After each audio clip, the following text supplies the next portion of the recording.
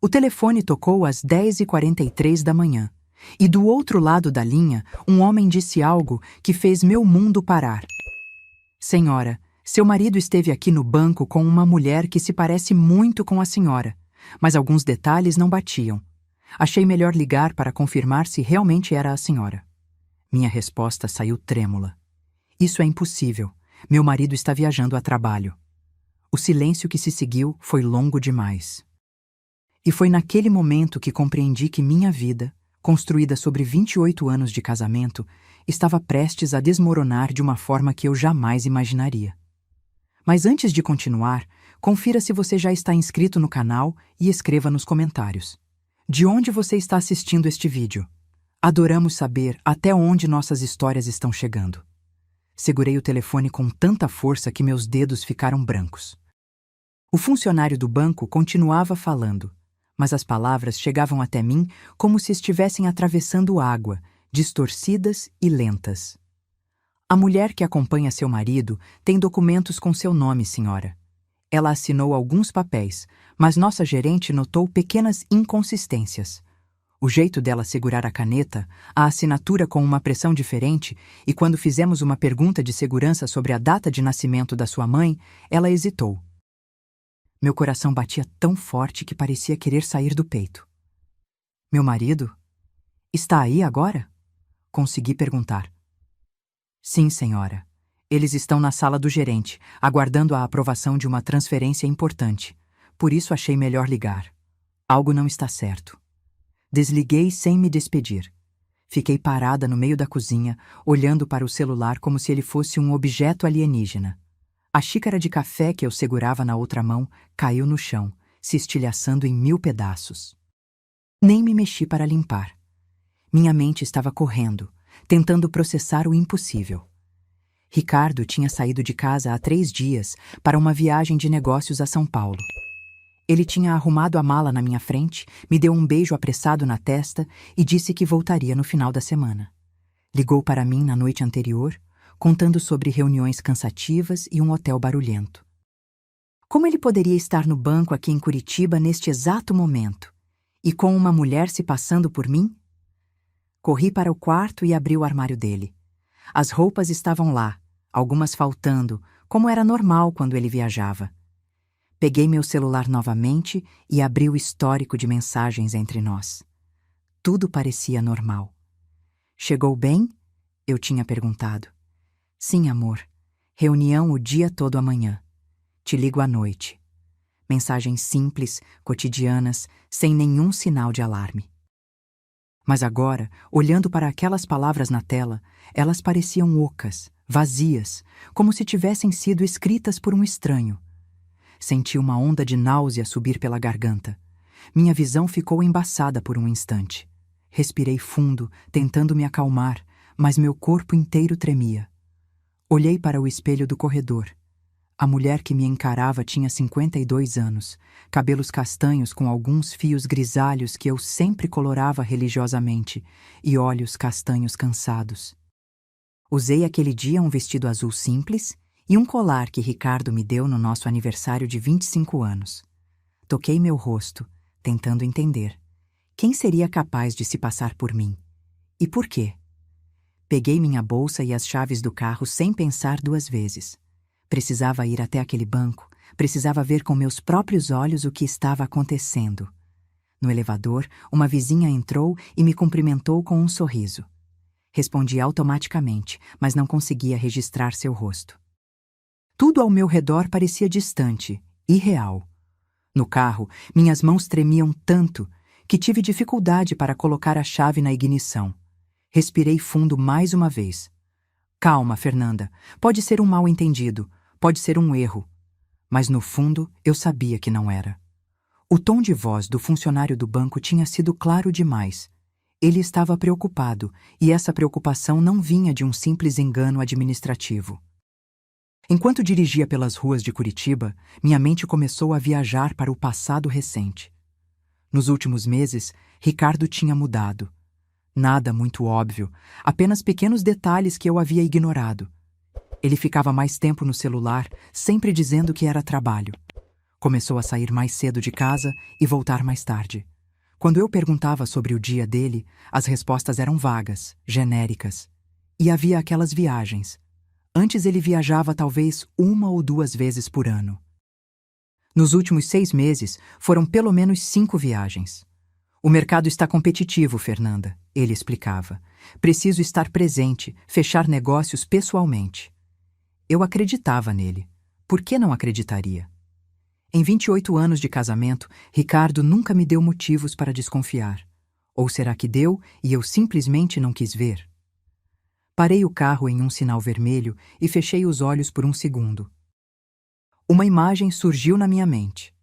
3 semanas atrás, encontrei um recibo de restaurante no bolso do paletó dele. Um restaurante caro, 2 pratos, uma garrafa de vinho. Quando perguntei, ele disse que tinha levado um cliente importante para jantar. Não questionei. Por que questionaria? Agora, aquele recibo ganhava um significado completamente diferente. O sinal abriu e segui em frente. O banco ficava no centro da cidade, a 15 minutos de casa. Cada minuto parecia uma eternidade. Minha mente não parava de criar cenários, cada um mais assustador que o anterior. Quem era essa mulher? Como ela conseguiu meus documentos? E o mais importante, há quanto tempo isso estava acontecendo? Estacionei em uma vaga próxima à entrada do banco e desliguei o motor. Fiquei ali sentada por alguns segundos, tentando reunir coragem. Olhei para o prédio através do vidro do carro. Era um banco grande, moderno, com enormes portas de vidro e seguranças na entrada. Pessoas entravam e saíam normalmente, seguindo suas vidas, alheias ao drama que estava prestes a se desenrolar lá dentro. Respirei fundo mais uma vez, peguei minha bolsa e saí do carro. Cada passo em direção àquela porta parecia pesar 1 tonelada.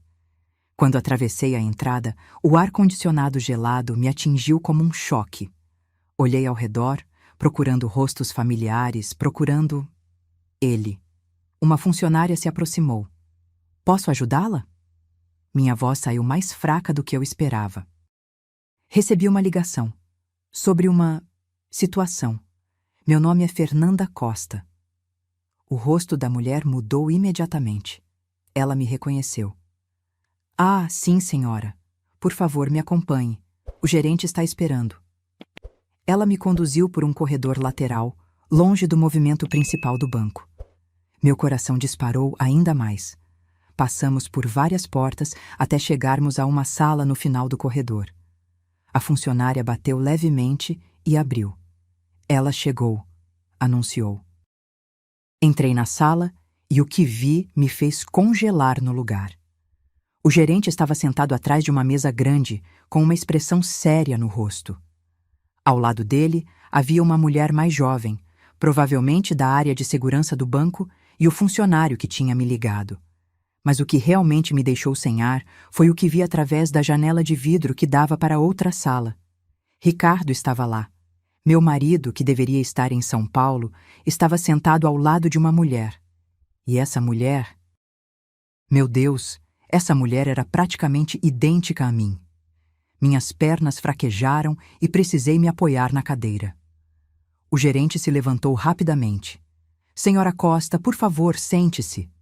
Eu mal conseguia tirar os olhos daquela cena. A mulher tinha o mesmo corte de cabelo que eu, a mesma cor. Usava roupas parecidas com as minhas, o mesmo estilo discreto e clássico. Até a postura dela, a forma como cruzava as pernas, era familiar. Como... quem... Eu não conseguia formar frases completas. O gerente trocou um olhar com a mulher da segurança antes de falar. Senhora Costa, agradeço por ter vindo tão rapidamente. Como já explicamos por telefone, seu marido chegou aqui há cerca de 1 hora com essa mulher, se apresentando como o senhor Ricardo Costa e a senhora Fernanda Costa. Eles vieram para autorizar uma transferência de alto valor de uma conta conjunta. Uma conta conjunta? Minha voz soou estranha aos meus próprios ouvidos. Sim, uma conta que está em nome dos dois. O valor seria transferido para uma conta nova, aberta recentemente.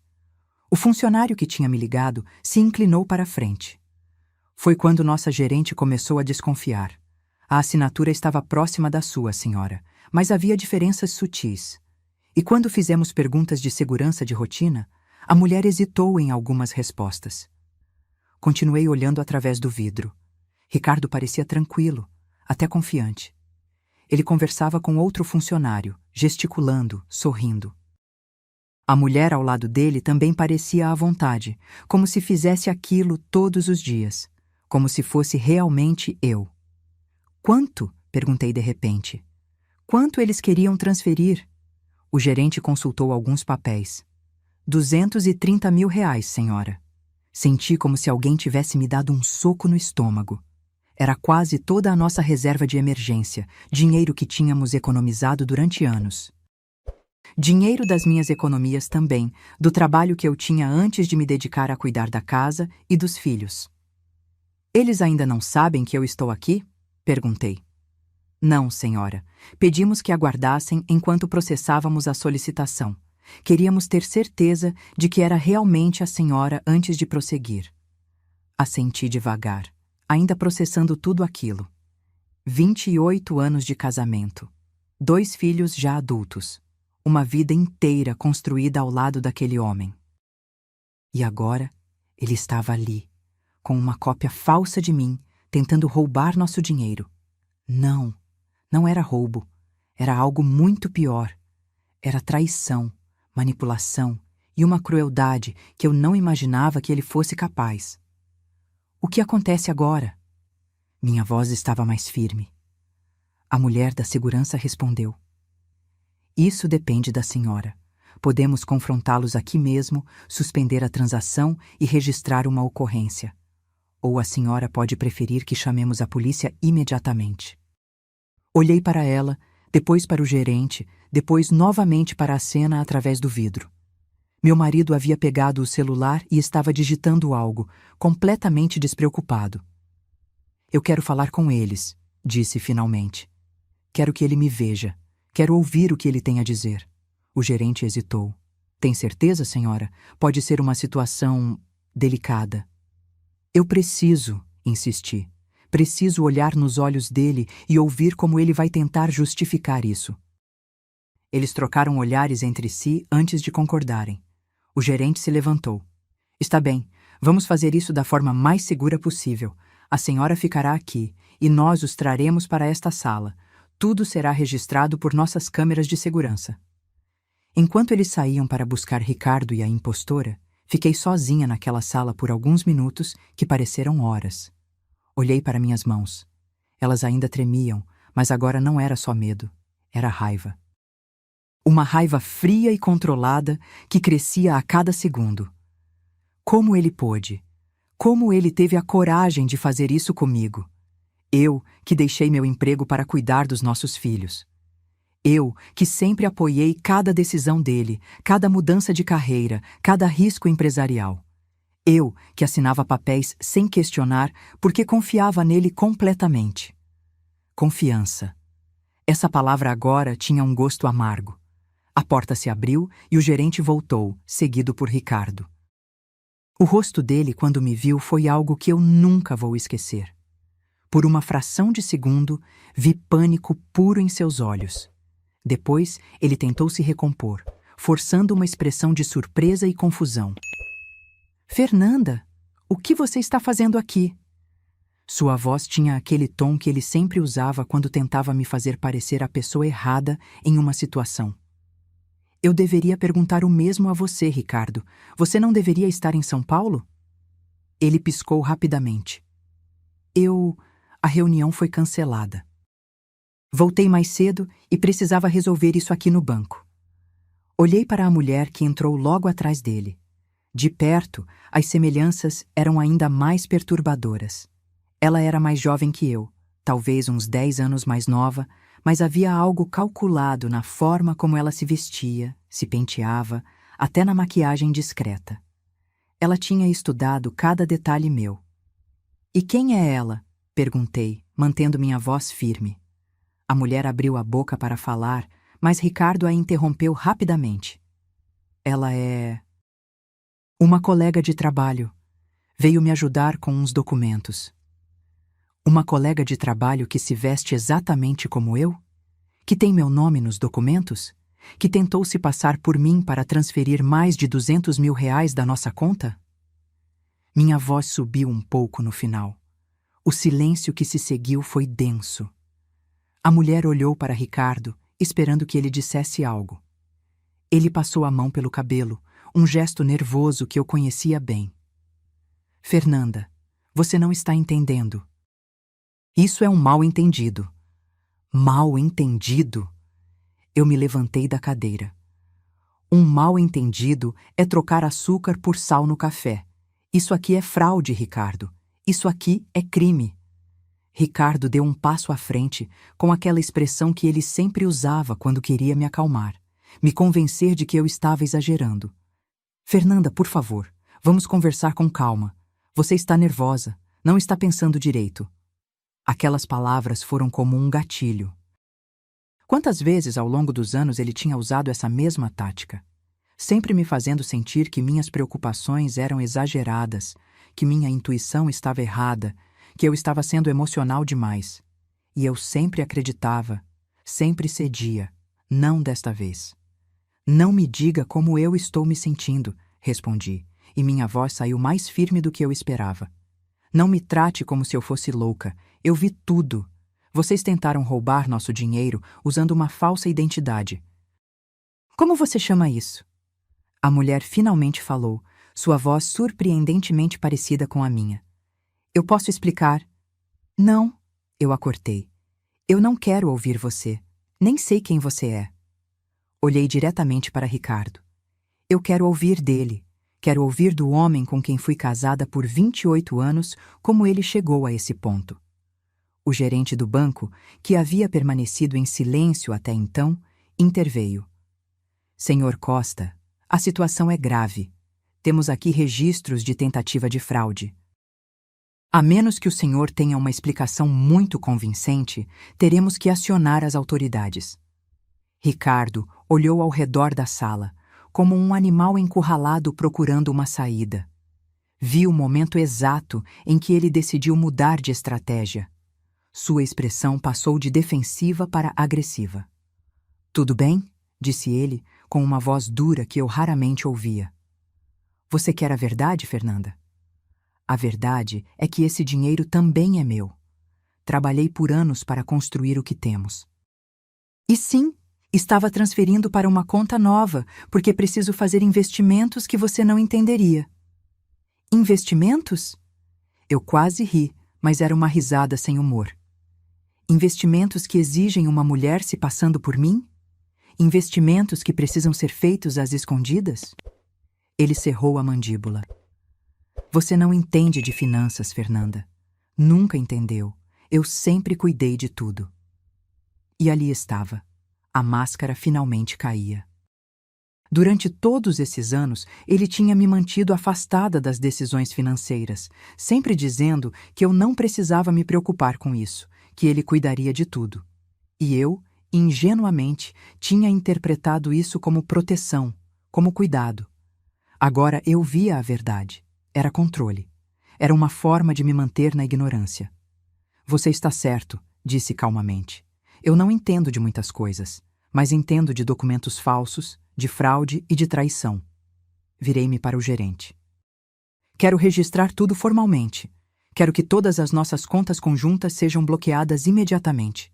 E quero que a polícia seja chamada. A mulher que se passava por mim empalideceu. Espera, isso não era para... Cala a boca! Ricardo explodiu, virando-se para ela. Você não tinha que dizer nada! Foi nesse momento que tudo ficou cristalino. Eles haviam planejado isso juntos. Não era um erro, não era um mal-entendido. Era um plano elaborado para me roubar. E ela? Ela não era apenas uma cúmplice qualquer. Pela forma como Ricardo falava com ela, pela intimidade que transparecia, ficou óbvio. Vocês estão juntos. Não foi uma pergunta, foi uma constatação. Há quanto tempo? Ricardo não respondeu, mas a expressão de culpa em seu rosto disse tudo. A mulher baixou os olhos. O gerente se levantou. Senhores, vou pedir que aguardem aqui. A polícia já está a caminho. Os minutos que se seguiram foram surreais. Ricardo tentou algumas vezes iniciar uma conversa, mas eu não respondi. Não tinha mais nada a dizer para ele. A mulher ficou em silêncio, olhando para o chão, ocasionalmente lançando olhares nervosos em direção à porta. Eu fiquei ali sentada, estranhamente calma agora. Era como se um véu tivesse sido arrancado dos meus olhos. Tantas coisas começaram a fazer sentido.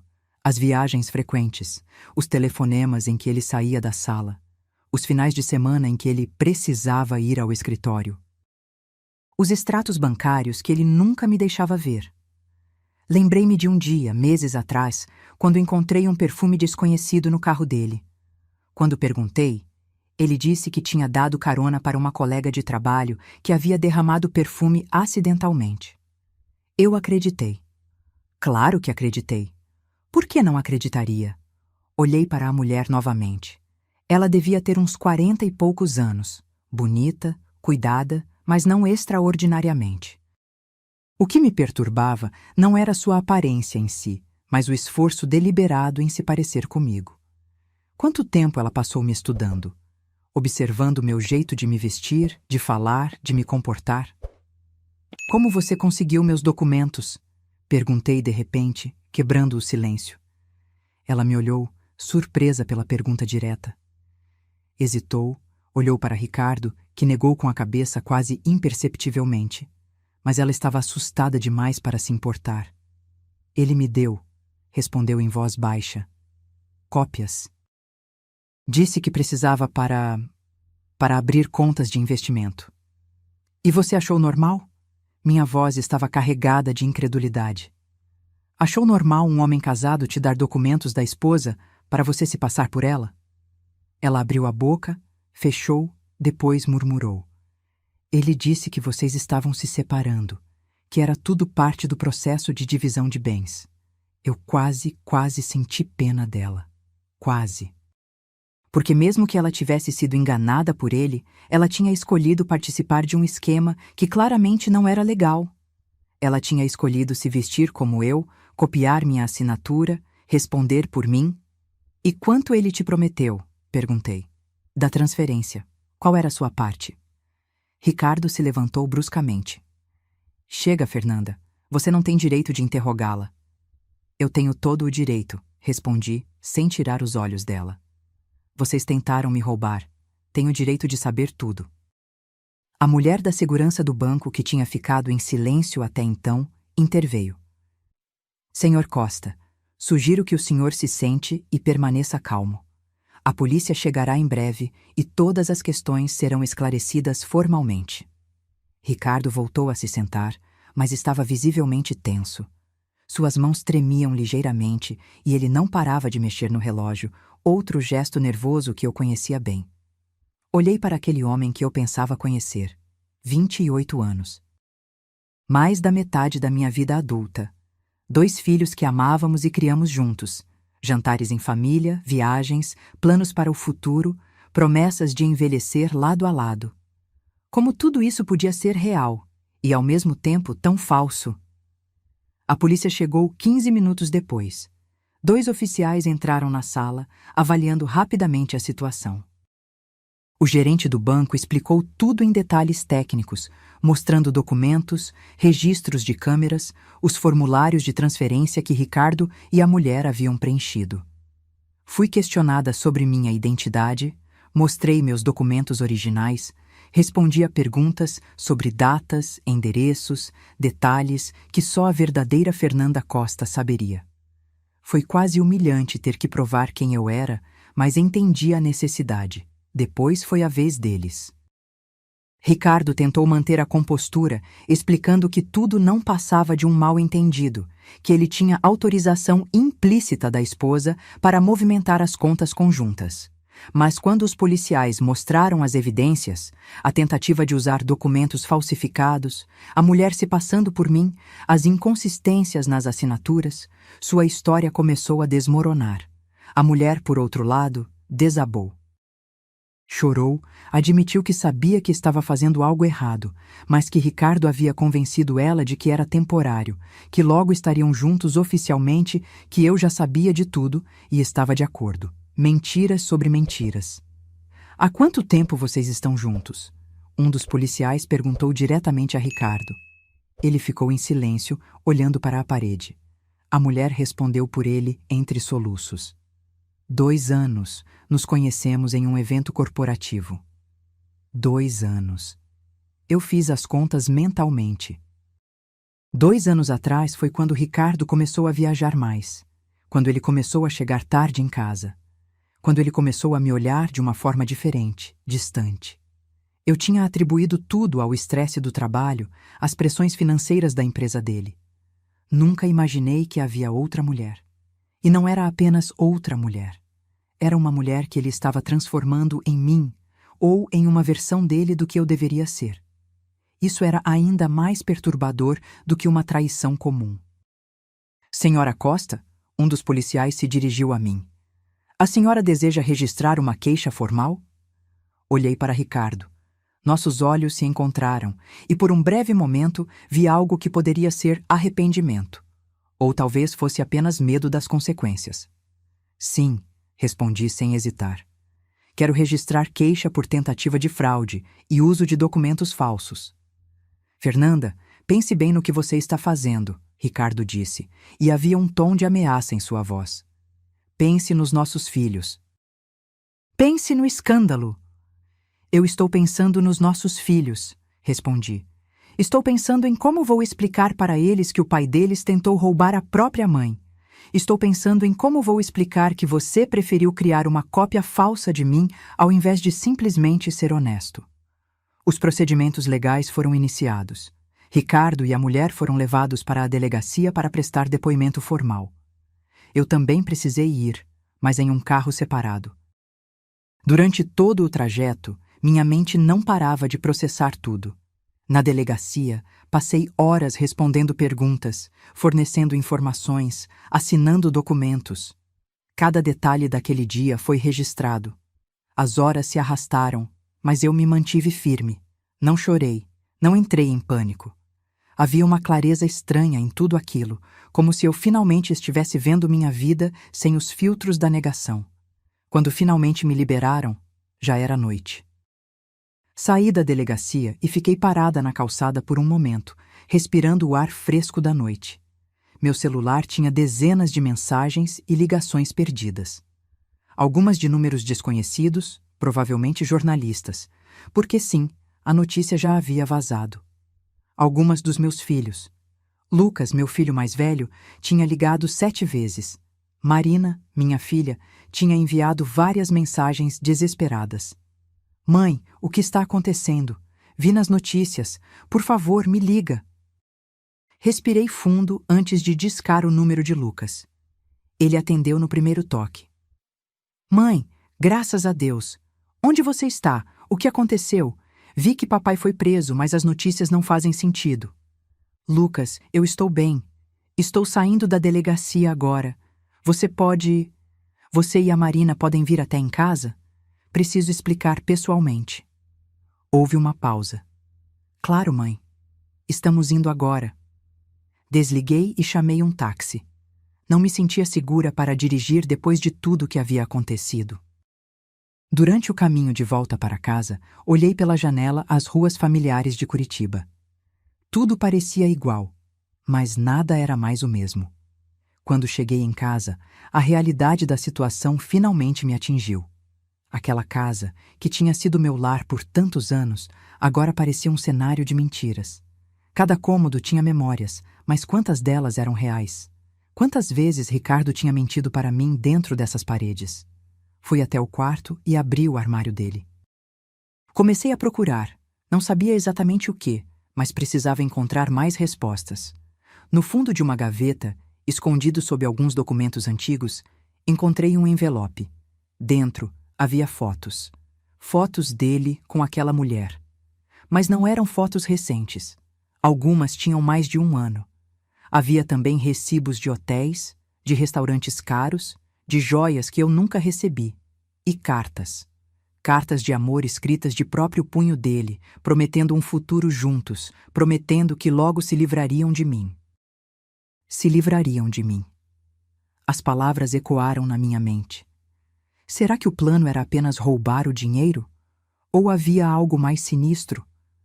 A ideia me fez gelar. Sentei na cama, segurando aquelas evidências, e foi só então que as lágrimas começaram a cair. Não lágrimas de tristeza pela perda do casamento. Isso eu já havia processado de alguma forma durante o dia. Eram lágrimas de raiva, de traição, de anos desperdiçados com alguém que claramente nunca me valorizou. A campainha tocou. Enxuguei rapidamente o rosto e fui atender. Lucas e Marina estavam na porta, rostos preocupados. Assim que me viram, ambos me abraçaram ao mesmo tempo. Mãe, o que aconteceu?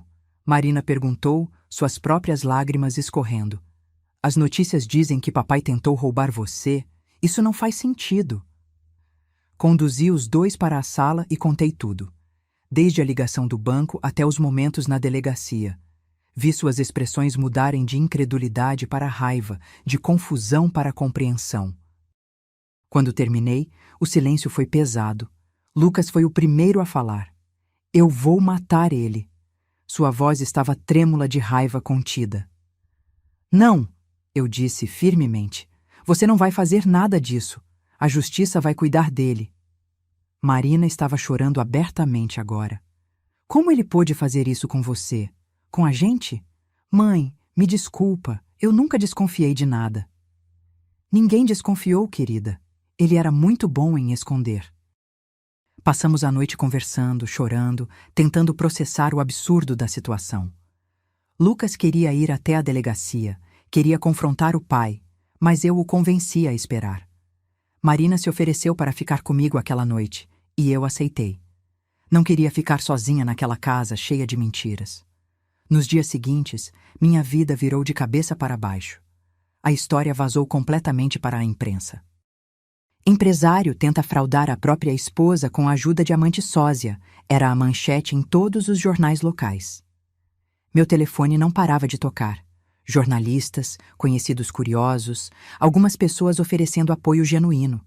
Contratei um advogado especializado em direito de família e crimes financeiros. Dr. Menezes era um homem sério, de meia idade, que não perdeu tempo com falsa compaixão. Ele foi direto ao ponto. O caso era sólido. Tínhamos todas as evidências necessárias, mas seria um processo longo e desgastante. A boa notícia, ele disse durante nossa primeira reunião, é que todas as contas conjuntas foram bloqueadas. Seu marido não pode movimentar nada sem autorização judicial. A má notícia é que isso também se aplica a você. Assenti. Eu havia previsto isso. Felizmente, tinha uma pequena conta pessoal com algumas economias que minha mãe tinha me deixado anos atrás. Não era muito, mas seria suficiente para me manter enquanto tudo se resolvia. E quanto à outra mulher? Perguntei. Ela também está sendo processada. Há evidências suficientes de que ela sabia estar cometendo um crime. A defesa dela alega que foi manipulada por seu marido, mas isso não a isenta de responsabilidade. Nos dias que se seguiram, fui descobrindo mais detalhes sórdidos. Ricardo tinha aberto várias contas em nome dos dois, usando os documentos falsificados da amante. Havia empréstimos que eu desconhecia, dívidas escondidas. Ele tinha criado toda uma vida financeira paralela. O mais chocante foi descobrir que ele havia comprado um apartamento para ela. Um apartamento de 2 quartos em um bairro nobre, tudo pago com dinheiro que deveria ser nosso, do casal. Quando o Dr. Menezes me mostrou os documentos, eu quase não acreditei. Como ele conseguiu fazer isso sem eu saber? Perguntei, incrédula. Pelas movimentações que analisamos, ele vinha desviando pequenas quantias ao longo de mais de 1 ano. Valores que não chamariam atenção nos extratos. 5.000 aqui, 10.000 ali. Acumulou o suficiente para a entrada do apartamento e vinha pagando as parcelas. Eu me senti tão idiota, tão completamente ingênua. Como não percebi? Como deixei isso acontecer? Marina veio me visitar naquela tarde. Ela trouxe comida porque sabia que eu não estava comendo direito. Sentamos à mesa da cozinha e ela segurou minha mão. Mãe, para de se culpar. Eu vejo isso nos seus olhos. Você não teve culpa nenhuma. Mas eu deveria ter percebido, Marina. Os sinais estavam todos lá. Os sinais que você só consegue ver olhando para trás, ela rebateu. Quando você confia em alguém, quando você ama alguém, você não fica procurando traição. Isso é normal. Isso é humano. Suas palavras me reconfortaram um pouco, mas a ferida ainda estava muito fresca. À noite, quando fiquei sozinha novamente, fui até o quarto e olhei para a cama vazia. Ricardo sempre dormia do lado esquerdo. Eu dormia do lado direito. 28 anos naquela mesma configuração. Peguei o travesseiro dele e o levei para o quarto de hóspedes. Não conseguiria dormir naquela cama novamente. Não depois de tudo. Os dias se transformaram em semanas. O processo legal avançava lentamente. Ricardo foi libertado sob fiança, mas com uma ordem de restrição. Ele não podia se aproximar de mim. Lucas me contou que o pai tentou falar com ele, tentou dar sua versão da história, mas meu filho se recusou a ouvir. Ele disse que você estava exagerando, Lucas me contou, visivelmente irritado. Que tudo tinha sido um mal-entendido, que ele só estava tentando proteger o patrimônio da família. Eu desliguei na cara dele. A comunidade estava dividida.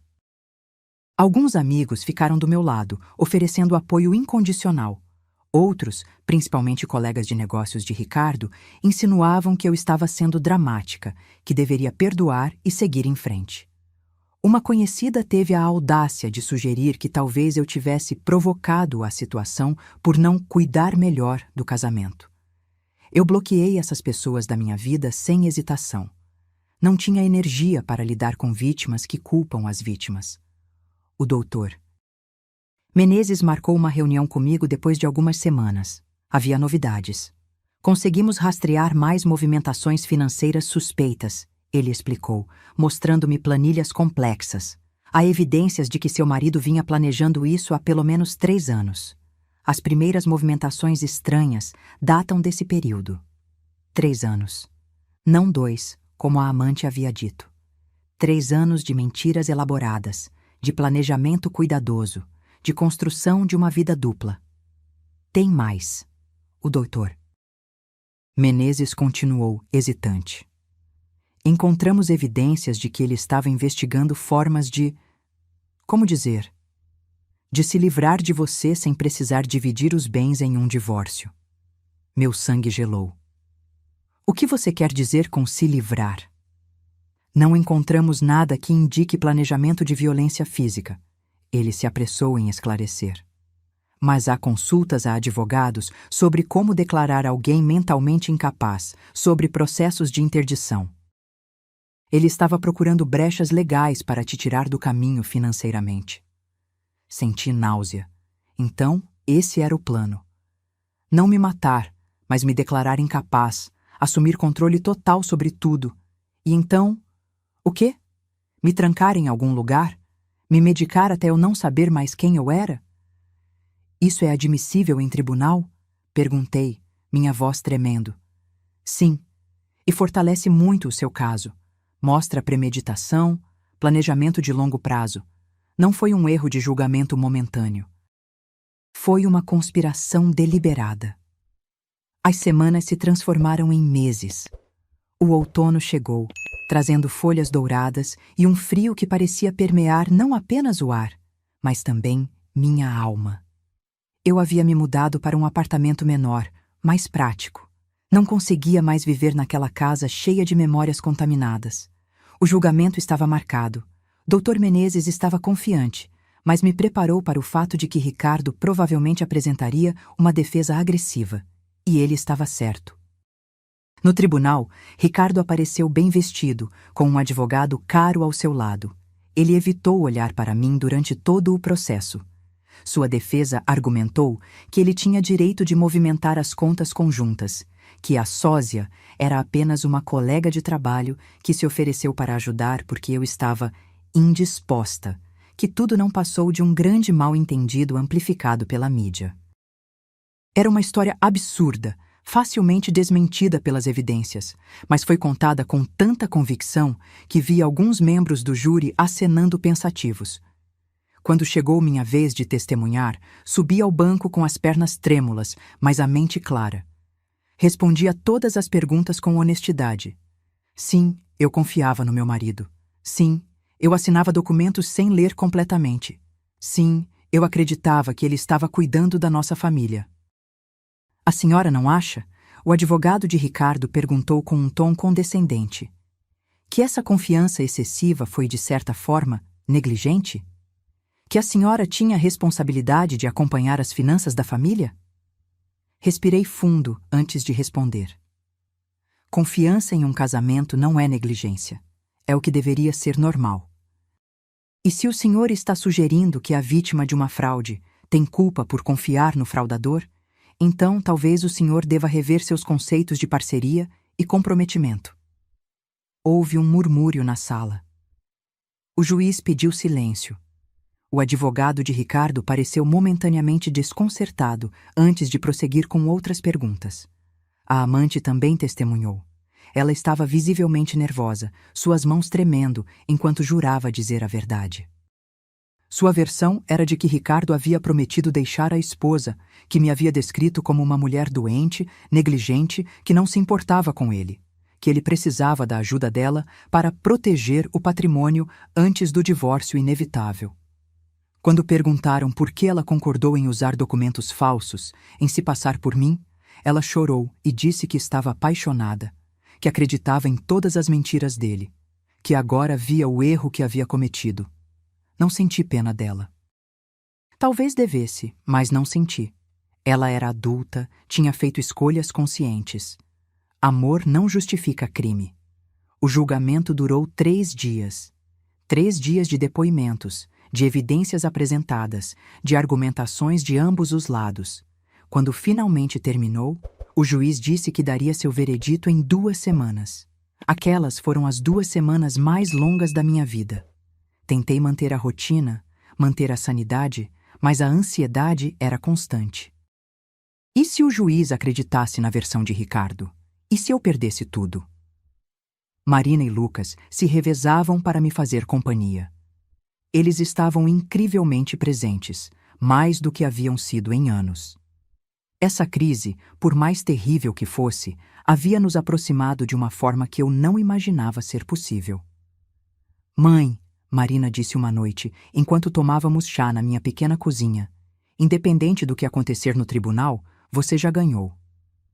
Olhei para ela confusa. Como assim? Você se defendeu. Você não ficou quieta. Você não deixou que ele te destruísse. Você lutou. E isso nos mostrou uma força em você que a gente nunca tinha visto antes. Suas palavras me emocionaram profundamente. Eu tinha lutado.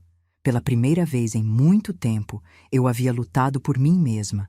Finalmente, o dia do veredito chegou. Voltei ao tribunal com Dr. Menezes ao meu lado.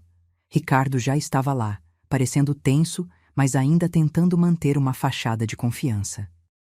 A sala estava cheia, jornalistas, curiosos, conhecidos. Esse caso havia se tornado notório. O juiz entrou e todos se levantaram. Quando ele começou a falar, meu coração batia tão forte que eu mal conseguia ouvir suas palavras. Mas então, algumas frases se destacaram. Evidências claras e inequívocas de fraude. Planejamento premeditado e deliberado. Abuso de confiança conjugal. Culpado de tentativa de fraude qualificada. Ricardo foi condenado. 3 anos de prisão, mais restituição financeira completa, mais multas. A amante recebeu uma sentença menor, 1 ano e meio, por ter cooperado com as investigações. Quando o martelo bateu, finalizando o julgamento, senti algo que não esperava. Não era alegria exatamente. Era alívio. Um alívio profundo e avassalador. Justiça havia sido feita. Do outro lado da sala, Ricardo finalmente olhou para mim. Por um breve momento, nossos olhos se encontraram. E no olhar dele, vi não arrependimento, mas ressentimento. Ele ainda não aceitava a responsabilidade pelo que havia feito. Ele ainda acreditava ser a vítima. Virei-me e saí do tribunal com a cabeça erguida. Os meses seguintes foram de reconstrução. Dr. Menezes trabalhou para recuperar os ativos que Ricardo havia desviado. O apartamento que ele havia comprado para a amante foi vendido e o dinheiro retornou para mim. Várias das contas foram destravadas e finalmente pude acessar meu próprio dinheiro novamente. O divórcio foi finalizado rapidamente, considerando as circunstâncias. Não houve disputa. Ricardo não estava em posição de disputar nada. Fiquei com a casa, que vendi assim que pude, e com metade dos bens restantes. A outra metade foi retida para pagar as multas e restituições. Comprei um apartamento menor, mas charmoso, em um bairro tranquilo. Decorei do zero, escolhendo cada móvel, cada quadro, cada detalhe. Era meu espaço, completamente meu, sem nenhuma sombra de Ricardo. Comecei terapia, algo que deveria ter feito anos atrás. Doutora Helena era uma mulher sábia, de uns 60 anos, que me ajudou a processar não apenas a traição, mas anos de autoanulação. Você passou décadas se moldando para caber no relacionamento, ela me disse em uma sessão. Agora é hora de descobrir quem você é sem essas limitações. E foi isso que comecei a fazer. Retomei hobbies antigos que havia abandonado. Voltei a pintar, algo que adorava fazer antes de me casar. Matriculei-me em um curso de História da Arte, apenas porque sempre tive curiosidade. Fiz novos amigos, mulheres que haviam passado por jornadas semelhantes. Uma delas, Beatriz, tornou-se particularmente próxima. Ela havia saído de um casamento abusivo 5 anos antes e estava agora completamente reconstruída. O melhor da reconstrução, ela me disse durante um café, é que você pode construir qualquer coisa. Não precisa replicar o que havia antes. Pode criar algo completamente novo. 6 meses após o julgamento, recebi uma carta de Ricardo. Ele estava na prisão cumprindo sua sentença. A carta era longa, cheia de justificativas e autopiedade, mas enterrada no meio de tudo havia algo que poderia ser interpretado como um pedido de desculpas. Ele escreveu sobre pressão, sobre se sentir sufocado, sobre a amante ter sido um escape que saiu do controle. Ele nunca assumiu responsabilidade completa, claro. Era sempre algo externo, sempre circunstâncias, nunca suas próprias escolhas. Não respondi. Coloquei a carta em uma pasta com todos os outros documentos do caso e a arquivei. Não com raiva, mas com indiferença.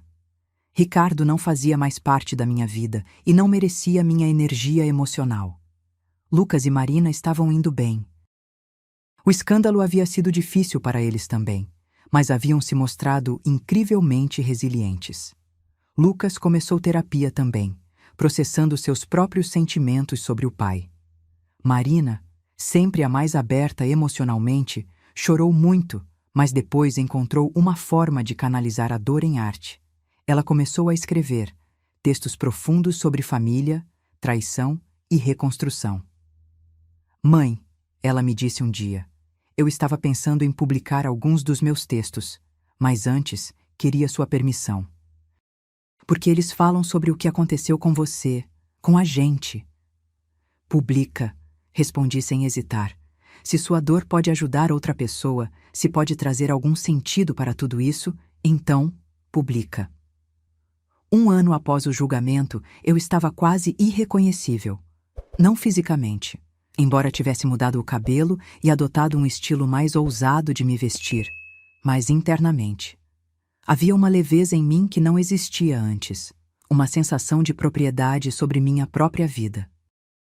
Comecei a dar palestras em grupos de apoio para mulheres vítimas de fraude financeira ou abuso emocional. Contava minha história, não para buscar pena, mas para mostrar que era possível reconstruir, que não era tarde demais, que elas tinham valor independentemente do que seus parceiros haviam feito. Em uma dessas palestras, uma mulher de uns 40 anos se aproximou de mim depois. Estava chorando. Obrigada, ela disse. Eu precisava ouvir isso. Meu marido, Ele está fazendo a mesma coisa. Me mantendo fora das finanças, me fazendo sentir que sou burra demais para entender. Eu achei que era normal, mas ouvindo você, eu percebo que não é. Aquele momento me emocionou profundamente. Se minha dor pudesse prevenir a de outra pessoa, então talvez tudo tivesse valido a pena. Comecei também a trabalhar com um grupo de advocacia voltado para a educação financeira de mulheres. Muitas mulheres da minha geração foram criadas para depender financeiramente dos maridos, para não fazer perguntas, para confiar cegamente. Estávamos tentando mudar isso para as gerações futuras. 2 anos após a ligação que mudou tudo, eu estava sentada no meu apartamento tomando café e lendo o jornal. Havia uma pequena notícia no canto da página. Ricardo havia sido libertado após cumprir 2/3 de sua sentença por bom comportamento. Senti um aperto no estômago por um segundo, mas depois passou. Ele não tinha mais poder sobre mim. Ele era apenas um capítulo encerrado da minha vida. Doloroso, sim, mas encerrado. Olhei ao redor do meu apartamento, para as pinturas que eu havia feito, para os livros que estava lendo, para a vida que estava construindo. Era uma vida menor em alguns aspectos, menos dinheiro, menos conforto material, mas era genuinamente minha. E essa autenticidade valia mais do que qualquer conta bancária.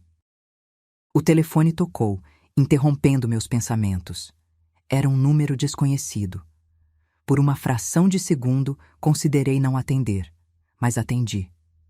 Fernanda Costa? Uma voz feminina, jovem, profissional. Sim. Meu nome é Júlia Santos. Sou jornalista do programa Vidas Reais. Gostaríamos de fazer uma matéria sobre sua história. Sobre como você superou a fraude, se reconstruiu. Seria uma forma de inspirar outras mulheres. Fiquei em silêncio por um momento, pensando. Havia uma parte de mim que queria manter tudo privado, enterrado no passado. Mas havia outra parte, mais forte, que queria que minha história servisse de alerta e inspiração. Vou pensar, respondi. Me mande mais detalhes por e-mail. Quando desliguei, olhei para o reflexo na janela. A mulher que me olhava de volta tinha 54 anos agora. Tinha rugas mais profundas, alguns quilos a menos, cabelos mais curtos. Mas tinha algo nos olhos que não estava lá antes. Força, clareza, propósito. Pensei na Fernanda de 2 anos atrás, aquela que atendeu o telefone do banco completamente despreparada para o que estava por vir. Aquela que confiava cegamente, que nunca questionava, que havia se tornado quase invisível na própria vida. Eu não a culpava. Ela tinha feito o melhor que podia com o que sabia, mas eu também não queria mais ser ela. Decidi aceitar a entrevista. Quando o programa foi ao ar, 3 semanas depois, assisti com Marina e Lucas ao meu lado. Ver minha história contada assim, de forma pública, foi surreal. Mas as mensagens que começaram a chegar depois, centenas delas, de mulheres agradecendo, de mulheres compartilhando suas próprias histórias, de mulheres dizendo que meu exemplo as encorajou a se defender. Isso fez valer a pena. Uma mensagem em particular me marcou. Era de uma mulher de 68 anos. Pensei que era tarde demais para mim. Que eu tinha que aceitar o que meu marido fazia porque já tinha investido 40 anos nesse casamento. Mas vendo você, vendo que você lutou aos 52, eu entendi que nunca é tarde demais. Hoje falei com um advogado. Obrigada por me mostrar que eu também posso. Chorei lendo aquilo. Chorei porque entendi que minha dor tinha se transformado em algo maior. Tinha se transformado em mudança, em empoderamento, em esperança para outras mulheres. Os meses passaram. A vida seguiu seu curso. Houve dias difíceis, claro. Dias em que a solidão pesava, dias em que eu questionava se havia feito as escolhas certas. Mas na maioria dos dias, eu sentia paz. Uma paz que nunca tive durante os 28 anos de casamento. Lucas se casou. Foi emocionante vê-lo subir ao altar, construindo sua própria família. Ele não convidou o pai para o casamento. Foi uma decisão difícil, mas ele sentiu que era necessária. Não quero começar essa nova fase da minha vida com mentiras, ele explicou. E fingir que está tudo bem com o papai seria uma mentira. Marina publicou um livro, um romance baseado em nossa história, mas ficcionalizado o suficiente para proteger nossa privacidade. Foi bem recebido pela crítica e se tornou um pequeno sucesso. Eu chorei lendo cada página, reconhecendo momentos da nossa jornada transformados em arte. Em uma tarde de primavera, 3 anos após a ligação do banco, estava caminhando no parque quando vi um casal de idosos sentados em um banco. Eles seguravam as mãos, conversando baixinho, rindo de algo que só eles entendiam. Por um momento, senti uma pontada de inveja. Aquilo poderia ter sido eu e Ricardo, se ele tivesse escolhido ser honesto, ser fiel, ser parceiro de verdade. Mas então percebi algo. Aquele casal tinha construído décadas de verdade. Meu casamento tinha sido construído sobre mentiras. E uma vida compartilhada baseada em mentiras nunca teria chegado àquela harmonia que eu via no banco. Era melhor estar sozinha e em paz do que acompanhada e na ilusão. Continuei minha caminhada, sentindo o sol no rosto. Passei por uma floricultura e, por impulso, entrei e comprei um buquê de girassóis. Sempre gostei de girassóis. Eles sempre buscam a luz. Em casa, coloquei as flores em um vaso e as posicionei na janela onde receberiam mais sol. Olhei para elas e sorri. Eram uma metáfora perfeita para o que eu havia me tornado. Depois de tanto tempo na sombra de outra pessoa, eu finalmente estava buscando minha própria luz. Aquela noite, antes de dormir, abri meu diário, algo que doutora Helena havia me encorajado a manter. Folheei as primeiras páginas, escritas nos dias logo após descobrir a traição. As palavras eram carregadas de dor, confusão, raiva. Depois folheei para as páginas mais recentes. As palavras agora eram diferentes. Falavam de crescimento, de descoberta, de força que eu não sabia que possuía. Escrevi uma última entrada. Hoje, completam 3 anos desde a ligação que mudou minha vida. Durante muito tempo, vi aquele dia como o pior da minha existência. Mas hoje percebo que foi também um presente. Um presente doloroso, mas um presente. Porque ele me acordou. Me forçou a ver verdades que eu vinha evitando. Me empurrou para fora da minha zona de conforto e para dentro de uma versão mais autêntica de mim mesma. Não sei o que o futuro me reserva. Talvez eu conheça alguém novo, talvez não. Talvez eu passe o resto da vida sozinha, talvez não. E está tudo bem, porque pela primeira vez em décadas estou completa sozinha. Não preciso de outra metade para me sentir inteira. Eu já sou inteira. O telefone que tocou há 3 anos não destruiu minha vida. Ele a salvou. Fechei o diário e apaguei a luz.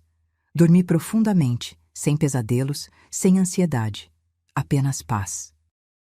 Agora, se você gostou dessa história, clica em se inscrever e me diz nos comentários qual parte te deixou de queixo caído. Ah, e não esqueça de se tornar membro para ter acesso a vídeos exclusivos que não posto aqui. Te espero lá.